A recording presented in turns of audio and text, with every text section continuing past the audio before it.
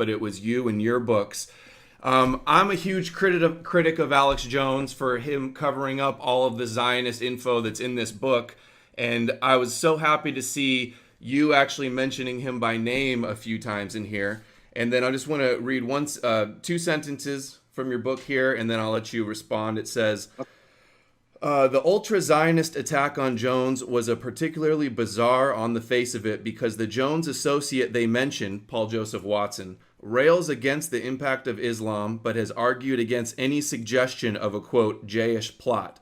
Jones overwhelmingly avoids the Zionist connection too. So I was so happy to see you call out Alex Jones. What are your thoughts on Jones and how awful he's shilling for Trump and covering up Zionism lately? Well, for me, I put my hands up to anyone that steps out and wants to expose what's going on in the world. And Alex Jones has done some very, very good things over the years in alerting a lot of people to the fact that the world is not actually run by the forces that appear to be in control. And on that, I round of applause for me. Anybody that does that. Jeff Rense has been doing it as well for a long time. Let me pause you there, David. I have to restart the call. Your voice and your audio is all out of whack, and I want this to be good. Let me call right back, okay? Okay. Jeff Rense is another one who's been on the case for a very long time. I first met Jeff when I was on a speaking tour of America, talking to nobody, basically, in the 1990s, way back in the 1990s.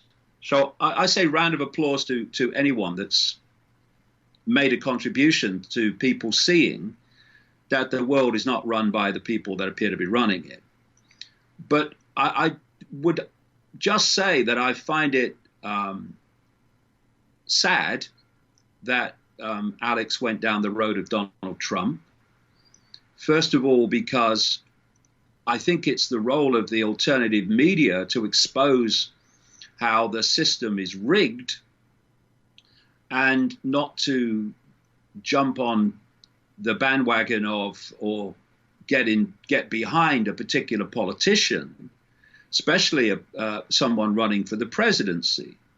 Because if you year after year, decade after decade, as people like me have, and Alex before, say that the system is rigged and it doesn't matter who you vote for, the cabal gets in, then how come you're behind a candidate that obviously couldn't have got there unless he was a cabal man?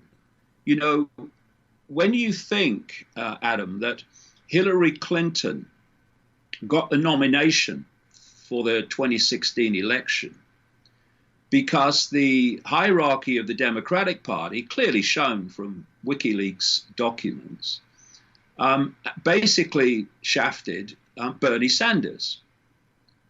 So the hierarchy of political parties has the power to dictate the candidate very clearly and has done many times. Donald Trump, as I recall, started out on the road to win the nomination in the Republican Party with 16 other people. And, Donald Trump, like all these politicians, Donald Trump will be up there with any of them, has not only got skeletons in the cupboard, he's got whole cemeteries. So if there was a true desire to stop his candidacy, then it would have been stopped. And he wouldn't have come through a field of professional Republicans as an outsider and won the nomination and then won the election. It wouldn't have happened. And for me, Donald Trump was brought in for a number of reasons, and here's two of them. One, he is owned by this cult. I'm not saying he's an insider of it. I'm saying he's owned by it, which is basically operated out of Israel. That's why from the moment he became president, Israel could do what it liked in terms of more and more illegal settlements on Palestinian land. That's why the American embassy was moved from Tel Aviv to Jerusalem. That's why he's now talking about a new defense pact with Israel, as if they haven't got one already. Mm-hmm. It's because he's owned by Israel.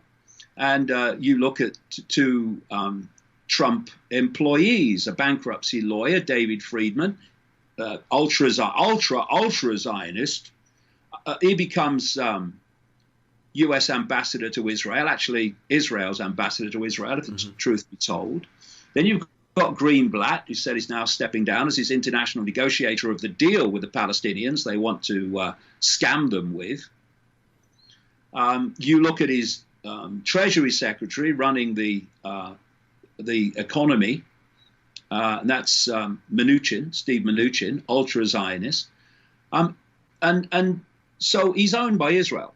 And Israel, of course, as I explained in the book in great detail, wanted 9/11. When I say Israel, I keep every time I say Israel, I mean this cult, this government, a cult that runs Israel. They wanted 9/11 to justify the triggering of a series of regime changes, which they'd named, of course, in September 2000 with their Project the New American Century. And ever since, they've been picking them off.